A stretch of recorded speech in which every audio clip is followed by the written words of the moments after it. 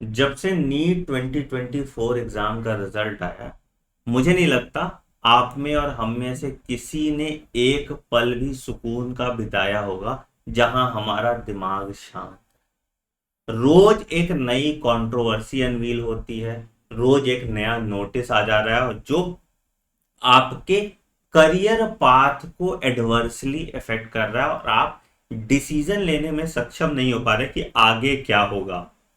क्या फिर से रीनीट का एग्जाम हो जाएगा, या पेपर फिर से रीइवैल्यूएट होगा, या रिजल्ट फिर से पब्लिश कराया जाएगा, या वर्स्ट के सिनेरियो कुछ नहीं होगा। जब तक हमें इन चीजों पे क्लैरिटी नहीं मिलेगी, आपकी भी बात जायज है कि सर हम डिसीजन ले तो ले कैसे। बट इस वीडियो में मैं आपको हेल्प करूंगा कि आप एक रैशनल डिसीजन ले पाए based on a very practical approach. तो इस वीडियो को एंड तक जरूर देखिए। इस वीडियो को मैंने 3 पार्ट में डिवाइड किया। पहला पार्ट जिसके बारे में आप लोग भली भांति से जानते हैं कि आखिर नीट 2024 एग्जाम में क्या हुआ और जिसके कारण आपका कट ऑफ इतना ज्यादा बढ़ गया। दूसरा पॉइंट जो काफी इंपॉर्टेंट है कि हम लोग अपने एंड से क्या स्टेप ले रहे हैं और आपको अपने एंड से क्या स्टेप लेना चाहिए एंड उसका क्या क्या पॉसिबल आउटकम आ सकता है। तो दो केस सिनेरियो होंगे, एक बेस्ट केस सिनेरियो क्या आएगा और एक वर्स्ट केस सिनेरियो क्या आउटकम आएगा। रियलिस्टिक बात करेंगे। मैं ये नहीं बताऊंगा कि आप जो सुनना चाहें वही सुनाऊंगा, मैं आपको जो एक्चुअल ग्राउंड रियलिटी है मैं उस पर बात करूंगा। और तीसरा और सबसे इंपॉर्टेंट पॉइंट कि आखिर फिर इन सब चीजों को ध्यान में रखते हुए आप सही करियर पाथ कैसे चूज करें और उससे भी ज्यादा इंपॉर्टेंट अपने दिमाग को शांत कैसे रखें। तो ये एक सॉल्यूशन ओरिएंटेड वीडियो है जिसको आपको हर परेशान नीट एस्पायरेंट तक पहुंचाना है। सबसे पहली बात करते हैं कि आखिर हुआ क्या। तो बेटा आपको पता होगा जब हमने नीट का एग्जाम दिया अगले दिन ही बहुत सारे क्वेरीज आ गए कि भैया एक सेंटर पे पेपर लीक हो गया। फिर कुछ सेंटर्स पे क्या हुआ कि क्वेश्चन पेपर कोई दूसरा सेट दे दिया, फिर बाद में वो सेट हटा दिया और फिर से कोई और क्वेश्चन पेपर दे दिया। तो मतलब कुछ एनोमलीज देखने को मिली। हमने उस टाइम हंगामा भी किया, बट तभी एनटीए ने उसको किसी संज्ञान में नहीं लिया और एक प्रेस रिलीज जारी किया जहां पे उन्होंने बोल दिया कि भैया ऐसा कुछ नहीं हुआ, साफ मुंह पे मुकर गया। ठीक, उसके बाद हम भी शांत हो गए, धीरे धीरे रिजल्ट का इंतजार करने लगे। रिजल्ट आया, सब लोग शॉक में आ गए। हमने देखा कि 67 ऑल इंडिया रैंक 1 था। कुछ बच्चों के 718 और 719 मार्क्स थे। रैंक में मैसिव इन्फ्लेशन दिखा, मतलब 645 मार्क्स वाले बच्चों को भी सरकारी मेडिकल कॉलेज नहीं मिल रहा था। तो फिर लोगों ने जब प्रेस रिलीज देखना स्टार्ट किया तो उन्होंने देखा कि भैया यहां तो गड़बड़ झोल है। क्या कि 8 टॉपर एक ही सेंटर से हैं, बच्चों के 718 और 719 मार्क्स आए हैं। और जब ये मामला आगे बढ़ा तब जाके एनटीए ने बोला अरे बता रहा हूं, फन फैक्ट तो मैंने बताया नहीं कि हमने ग्रेस मार्क्स दिया था लॉस ऑफ टाइम के बदले, मतलब टाइम के बदले इन्होंने ग्रेस मार्क्स दिया। पहले तो ये मान ही नहीं रहे थे किसी सेंटर पे कोई दिक्कत हुआ था, बट अब ये बोल रहा है कि नहीं हमने ग्रेस मार्क्स दिया। ठीक है, फिर हमें पता चला कि कुछ कुछ केसेस में grace marks 80 number, 100 number, 150 number तक का ग्रेस मार्क्स दिया गया और उन बच्चों के रैंक लाखों में आगे चले गए हैं जो कि सही नहीं है। तो मतलब ये तो सबको ही पता था, जो ग्रेस मार्क्स दिए गए या जो लॉस ऑफ टाइम के एवज में बोनस मार्क्स दिए गए उसी के कारण मेजॉरिटी रैंक इन्फ्लेशन हुआ। ठीक है, अच्छा अब सर ये तो जो हुआ वो बात। एनटीए का स्टैंड क्या है? एनटीए बोल रहा है भैया पेपर लीक नहीं हुआ था। एनटीए बोल रहा है कि जो हमने नॉर्मलाइजेशन तरीका अपनाया है वो सुप्रीम कोर्ट ने 2018 में जजमेंट दिया था क्लैट के लिए, तो नीट और क्लैट में क्या ही अंतर है, हम वही फॉर्मूला अपना रहे हैं, जो कि बेवकूफी वाली बात है। बट खैर एनटीए पे तो अब क्या ही कुछ बोल। ठीक है, अच्छा अब हम लोग क्या स्टेप फॉलो कर रहे हैं। देखो मैं YouTube पे अपना कितना भी गला चिल्ला लूं, बैन एनटीए, जस्टिस होगा, इंसाफ होगा, ये होगा वो होगा, कुछ होने वाला नहीं। एक ही अथॉरिटी है जो आपको इंसाफ दिला सकती है। एक तो खैर गवर्नमेंट ऑफ इंडिया, भारत सरकार, ठीक है, जो कि अभी इलेक्शन में बिजी है। जब तक इनकी सरकार नहीं बनेगी, इनका पोर्टफोलियो डिवाइड नहीं होगा, इनको बिल्कुल फर्क नहीं पड़ता तुमसे। तो गवर्नमेंट ऑफ इंडिया से तो अभी उम्मीदें रखना बेवकूफी की बात है। दूसरा भाई जो हमारी इज्जत बचा सकते हैं वो है हमारे हाई कोर्ट और सुप्रीम कोर्ट। अब आप देखोगे कि बहुत लोगों ने हाई कोर्ट में पीआईएल फाइल किया, तो कलकत्ता हाई कोर्ट का जजमेंट भी आ गया था कि भैया कि हम इसको सुनेंगे अभी आगे और, ठीक है। बेसिकली जजमेंट इतना ही था कि हम इस केस को कंसिडर कर रहे हैं। उसमें बहुत लोगों ने उसको इंटरप्रेट गलत तरीके से किया, बट ऐसा कुछ खास जजमेंट उसमें नहीं था। उसमें यही था कि हम इस कोर्स को सुनेंगे और एनटीए भाई तुम सारा अपना डेटा जमा करके रखो, उसकी छानबीन होगी, ठीक। अच्छा, दिल्ली हाई कोर्ट में भी एक पीआईएल लगा हुआ है जिसकी सुनवाई वेडनेसडे को होगी, ठीक है। कलकत्ता हाईकोर्ट ने एक अच्छी काम की थी। कलकत्ता हाईकोर्ट ने बोला कि एक काम करो यार कि तुम एक एफिडेविट दो, मतलब पूरा डेटा जो हम डेटा मांग रहे थे कि कितने बच्चे थे जिनको बोनस मार्क दिया, क्या क्राइटेरिया पे दिया, कैसे कैलकुलेशन किया, पहले क्या नंबर थे, बाद में क्या नंबर है, वो डेटा प्रोवाइड करो जिसने एप्लीकेंट है जो आपका जो पीड़ित है उसको, ठीक है। अच्छा, ये हो गया हाई कोर्ट की बातें। और भी हाई कोर्ट में लोग पीआईएल डाल ही रहेंगे और उनका रिजल्ट आता रहेगा, ठीक है। हम क्या कर रहे हैं अपने एंड से, सर हम वेडनेसडे का वेट कर रहे हैं। अगर इसका कोई पॉजिटिव आउटकम नहीं आता है तो हम डायरेक्टली सुप्रीम कोर्ट में पीआईएल फाइल करेंगे। अब ध्यान से सुनना मेरी बात, टेक्निकली तुम कंप्लेन किसी गवर्नमेंट अथॉरिटी के अंदर सुप्रीम कोर्ट में नहीं कर सकते इस क्लॉज में, ठीक है। मतलब सुप्रीम कोर्ट नहीं लेती, हाई कोर्ट ही लेती है, बट सुप्रीम कोर्ट पिटीशन लेती है, कंप्लेन नहीं लेती। तो there is a grey line. तो हमने बहुत लॉयर से बात की और हम अगर वेडनेसडे को दिल्ली हाई कोर्ट का पॉजिटिव रिस्पॉन्स नहीं आता तो हम फ्राइडे को डायरेक्ट सुप्रीम कोर्ट चले जाएंगे, ठीक है। तो हमने उसकी ड्राफ्टिंग स्टार्ट कर दी है, डॉक्यूमेंटेशन स्टार्ट कर दी है और बहुत सारे बच्चों की मदद से हमने एक स्ट्रॉन्ग केस बनाया है। अब देखो हमारा केस किसके अराउंड है, हमारा केस पेपर लीक के अराउंड नहीं है। समझो बात को, क्यों मैं समझाता हूं क्यों नहीं है, और वो केस हम कभी जीत नहीं सकते। मैंने बहुत सारे लॉयर से बात की पिछले 3-4 दिन में, सब लॉयर का एक चीज कहना है कि कोर्ट का कोई डिसीजन बैक इन टाइम जाके नहीं होता है। मतलब कि जो चीज एक बार हो गया उसको वापस नहीं लिया जाता। बहुत बच्चे बोलेंगे सर 2015 में भी तो फिर से नीट का एग्जाम हुआ था, बट ध्यान रखना होगा बेटा 2015 में सीबीएसई ने खुद से अपनी गलती मानी थी और उन्होंने ही रिकंडक्शन ऑफ एग्जाम कराया था। तो अगर एनटीए चाहता तो रिकंडक्शन ऑफ एग्जाम करा देता, बट अगर कोई आर्टिफिशियल एजेंसी जांच की हम लगाएंगे एनटीए के ऊपर तो रिपोर्ट देने में टाइम लगाएगा, रिपोर्ट आने के बाद फिर डिसाइड होगा कि गलत हुआ या नहीं हुआ, और उसके बाद तक बहुत टाइम निकल गया होगा और हमें इस साल का एकेडमिक कैलेंडर भी चलाना है। तो इसीलिए बहुत कम प्रोबेबिलिटी है रीनीट होने की। मैं बहुत, आपको सुन के अच्छा नहीं लगेगा बट जो फैक्ट है मैं दो टूक बात बता रहा हूं, ठीक है। तो रीनीट होने की प्रोबेबिलिटी लगभग 0.001% चांस है, ठीक है। अभी मुझे बहुत गाली दोगे तुम लोग यहाँ पे, ठीक है, कि ये बिक गया, एनटीए ने इसको पैसा दिया है, ये है वो है, बट 1-1.5 महीने रुक जाओ, उसके बाद तुम यही आके बोलोगे कि हाँ यही आदमी सही बात बोलता था। कोविड के टाइम में भी मेरे साथ बहुत हुआ है ऐसा। मैं सपना नहीं बेच रहा आपको, मैं आपको रियलिस्टिक सिचुएशन बता रहा हूं। मैं क्या चाहता हूं उससे फर्क नहीं पड़ता, क्या होगा उससे फर्क पड़ता है, ठीक है। तो रीनीट होने के चांसेस 0.0001 चांसेस है फॉर ऑल सेंटर, ठीक है।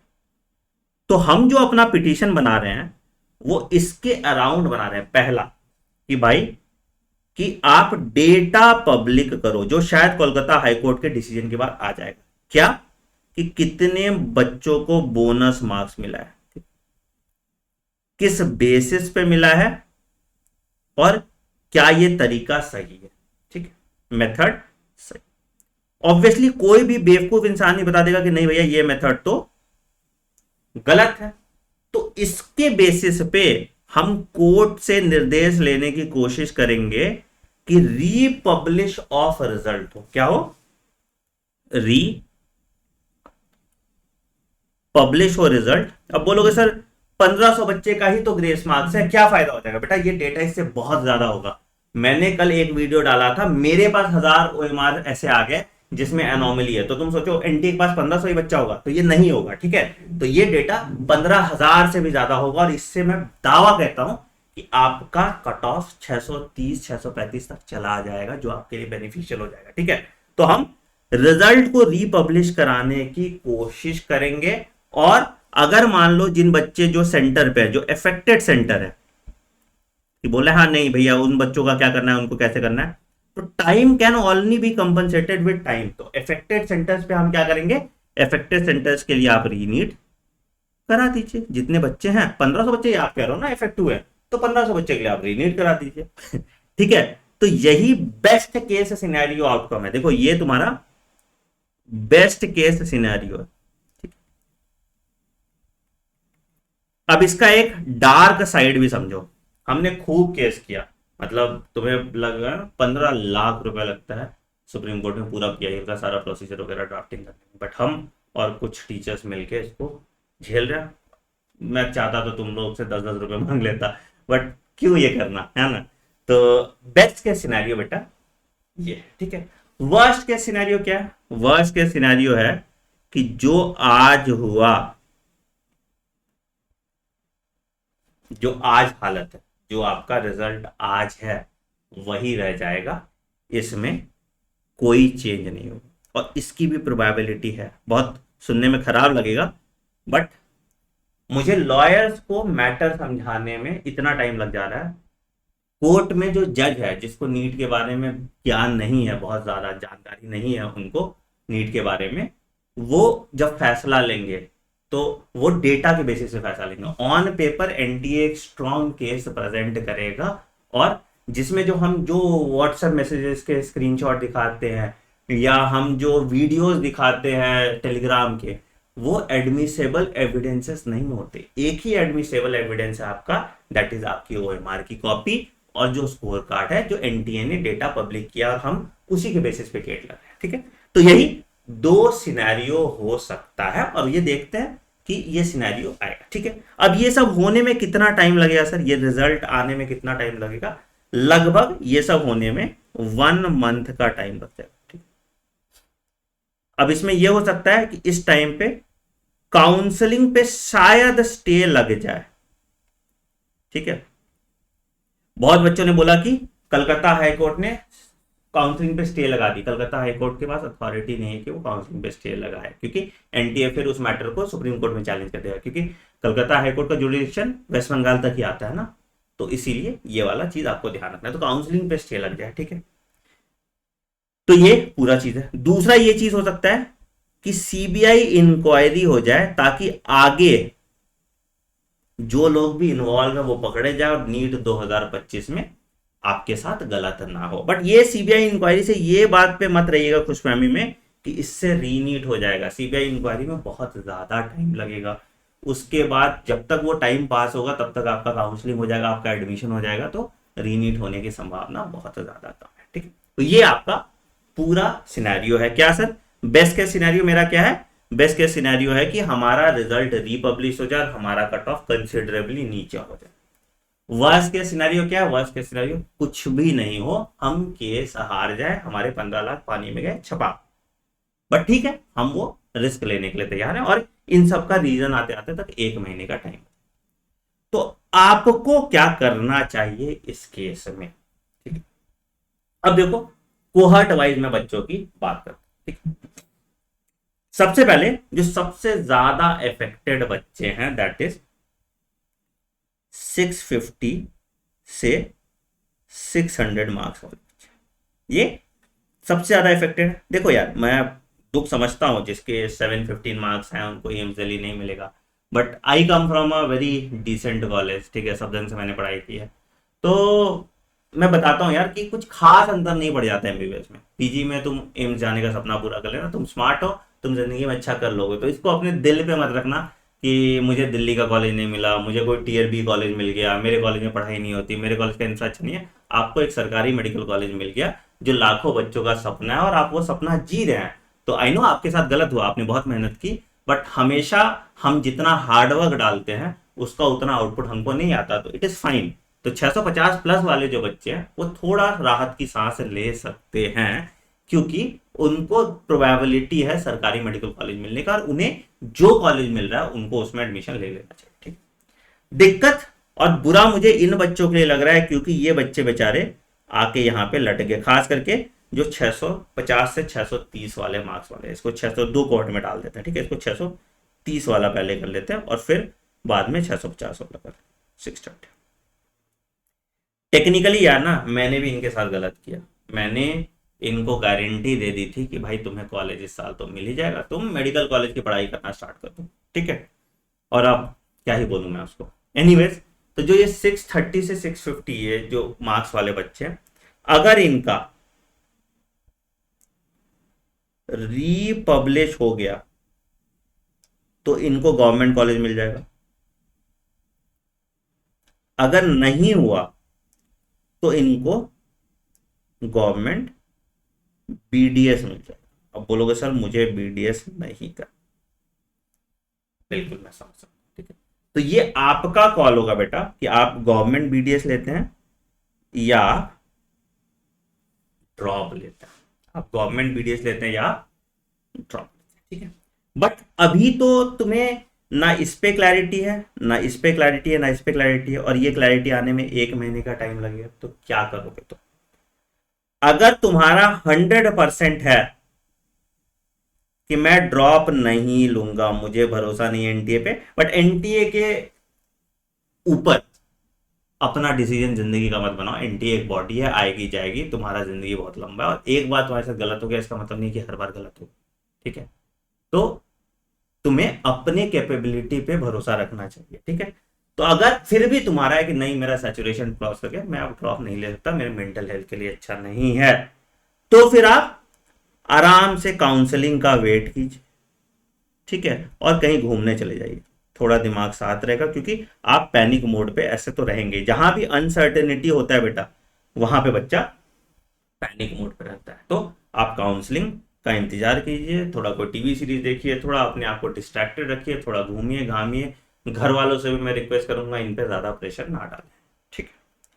अगर आपके मन में है कि आप ड्रॉप लेना चाहते हैं और एक बार फिर से कोशिश करना चाहते हैं, तो बेटा 2 ऑप्शन मैं आपको दे देता हूं, ठीक है। पहला, मेरा एक सुपर 100 बैच है, ठीक है, जो 15 से स्टार्ट हो। मैंने बहुत बच्चों को इसमें फ्री सब्सक्रिप्शन दिया, 100 बच्चों को सब्सक्रिप्शन दिया। आप देखो, मुझे भी अपना रोजी रोटी तो चलाना ही है यार। मैं अभी 15 लाख का तुम्हारा केस ही किया, कैसे मेरा भी खर्चा चलेगा, ठीक है। तो मैं कितने बच्चों को दे पाऊंगा फ्री सब्सक्रिप्शन? तो 100 बच्चों तक मैंने दे दिया था फ्री सब्सक्रिप्शन। अब आप लोग इस सुपर 100 बैच को मेरे वेबसाइट anandmoney.in से खरीद सकते हैं, ठीक है।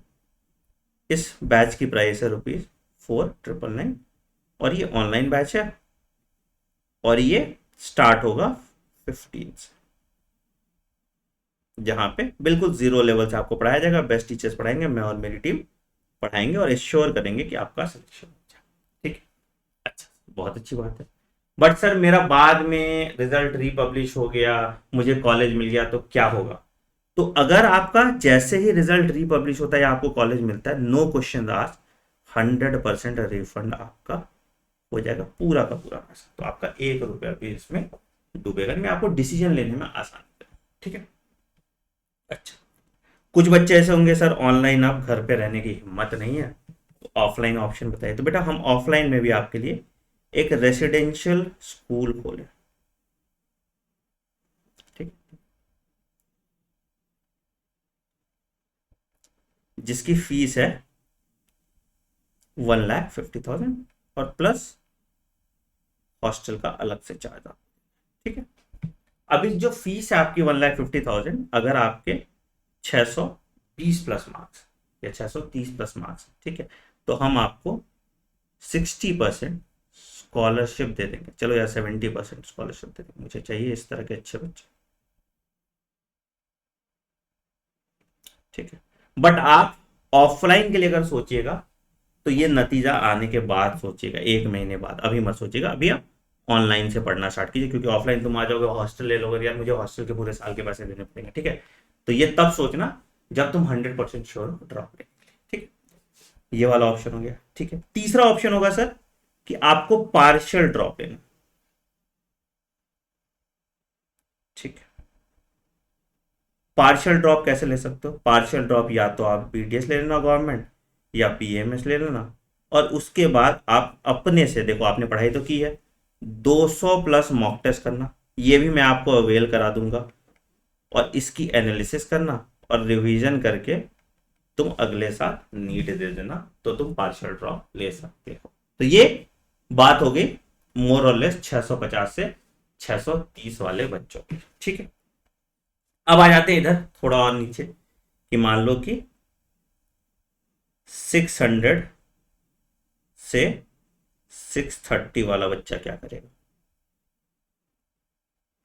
देखो यार, आपको वैसे भी अगर आप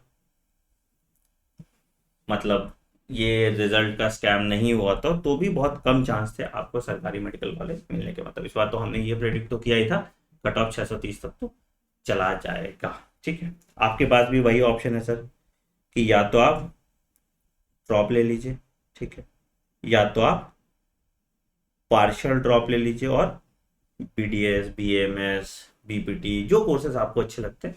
कोर्सेज पे मैंने एक डिटेल में वीडियो बनाया, तो मैं कोर्सेज की बात इसमें करूंगा तो बहुत लंबा वीडियो हो जाएगा, तो कोर्सेज की बात मैंने करूँ, ठीक है। या एमबीबीएस प्राइवेट, या एमबीबीएस अब्रॉड, या भाई मैं कोर्स ही कर लूंगा, मैं बीडीएस कर लूंगा या बीएमएस कर लूंगा, मेरा हो गया, ठीक है। बेस्ड ऑन योर इंटरेस्ट आप इनमें से चीजें चूज कर लीजिए, ठीक है।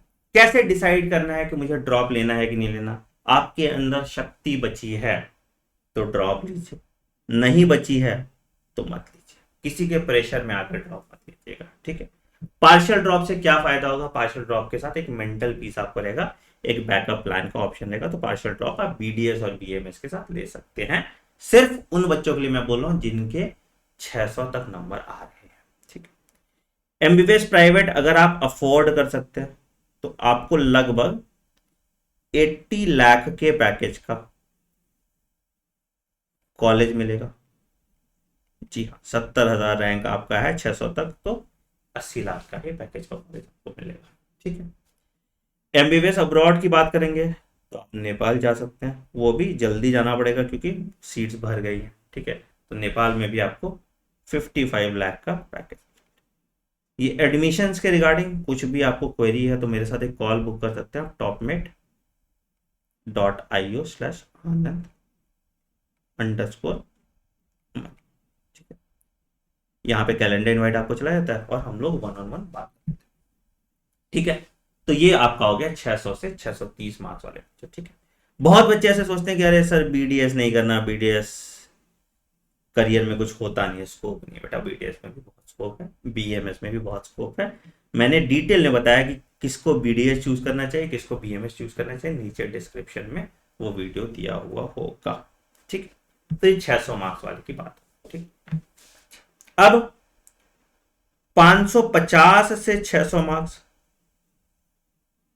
ठीक है, एंड आपका ये सेकेंड अटेम्प्ट है, मतलब या तो अपियरिंग हो,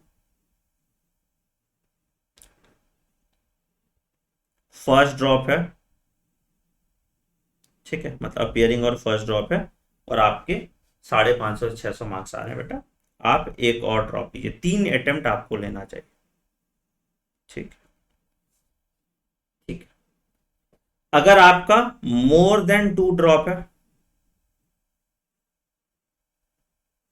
और आपने अपना 100% दे दिया तो चूज करियर ऑप्शन, तो फिर ड्रॉप मत। क्या करियर ऑप्शन है सर? यही सेम करियर ऑप्शन कि आप एमबीबीएस इन इंडिया कर लो। कितने पे मिलेगा सर? 90 लाख के पैकेज पे, डिपेंडिंग ऑन योर स्टेट, ठीक है।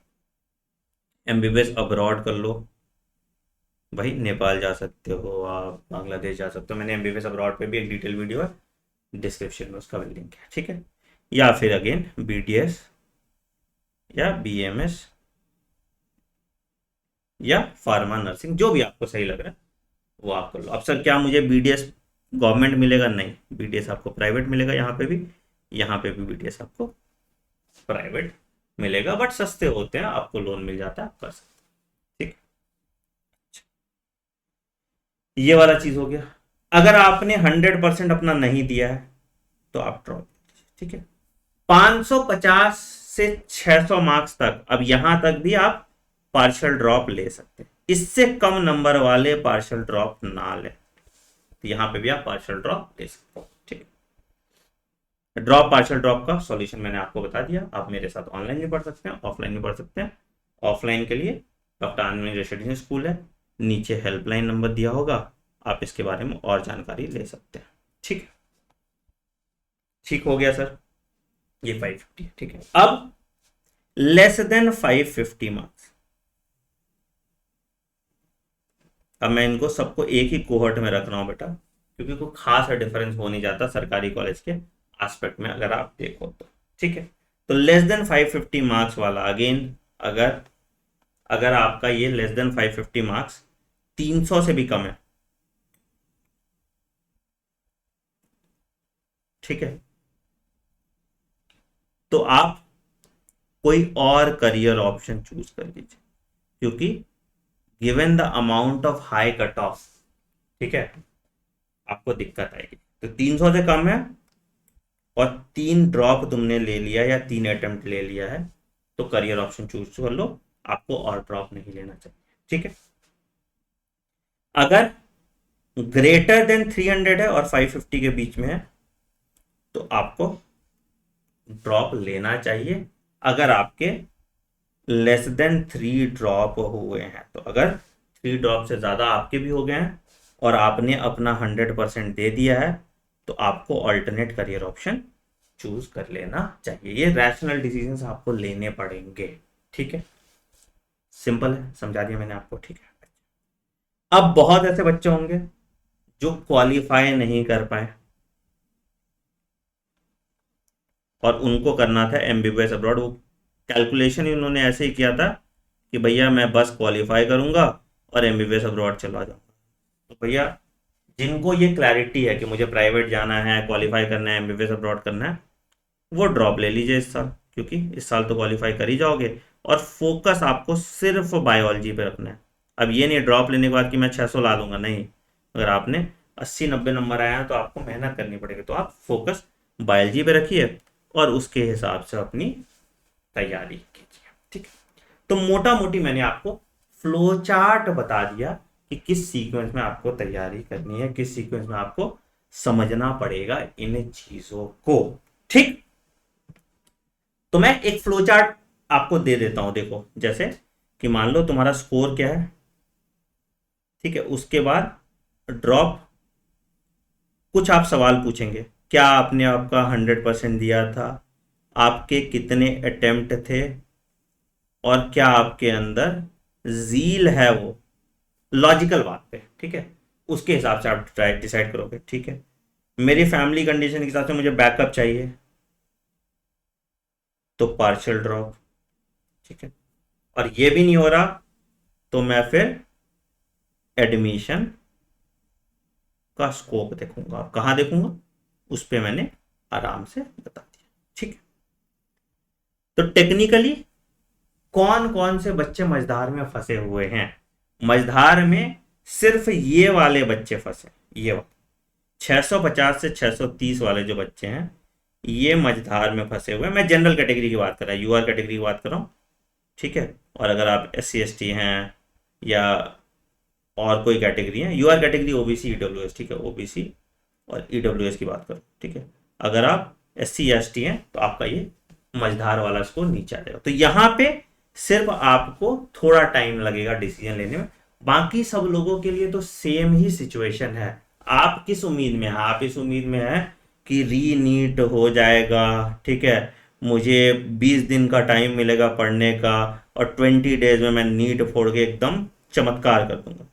ऐसा नहीं होता, रीनीट हो भी जाता तो भी ये बच्चे टॉप करते जो ये अभी टॉप कर रहे हैं, और आपका जो अभी हाल है वही हाल रहता, हो सकता है 1-2 नंबर बढ़ जाता, ठीक है। तो अब हमें रियलिस्टिक होके इसका सॉल्यूशन सोचना पड़ेगा, ठीक है। क्या आप ऐसा कुछ कर सकते हैं जिससे सरकार का डिसीजन बदल जाए या कोर्ट का डिसीजन बदल जाए? नहीं। ये काम हम पे छोड़ दीजिए, हम आपके लिए ये काम कर रहे हैं। तो आपको कुछ नहीं करना, आप चिल पे लीजिए। कुछ इन्फॉर्मेशन होगा तो मैं आपको टेलीग्राम पे डाल दूंगा, तो आपको यूट्यूब पे आने की भी जरूरत नहीं है। t.me/anmani001, ठीक। और अगर गॉसिप सुनने का शौक है तब सुनो, आज ये हुआ, ये इसका OMR है, इसके इतने नंबर आए हैं, सास बहू खेल लो, हम भी खिलाएंगे, ठीक है। बट ये तुम्हारे मेंटल पीस को इफेक्ट करता है। अगर क्यूरियोसिटी में कर रहे हो, इंटरटेनिंग लग रहा है, तो डेफिनेटली कीजिए, खूब यूट्यूब खेलिए। बट अगर ये मेंटल पीस को इफेक्ट कर रहा है तो please stop watching YouTube videos, ठीक है। On that note I am ending this video.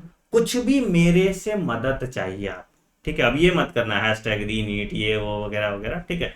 कुछ भी मेरे से आपको मदद चाहिए तो कमेंट सेक्शन में मेंशन कीजिए। देखो यार, मैंने तुम्हारे साथ गलत किया है, स्पेशली ये 630 वो प्लस वाले बच्चों। और ये प्रायश्चित मैं जो कोर्ट केस कर रहा हूँ सिर्फ इसीलिए, ये प्रायश्चित है मेरा, ताकि मैं मेरी रातों की नींद ना उड़े, ठीक है।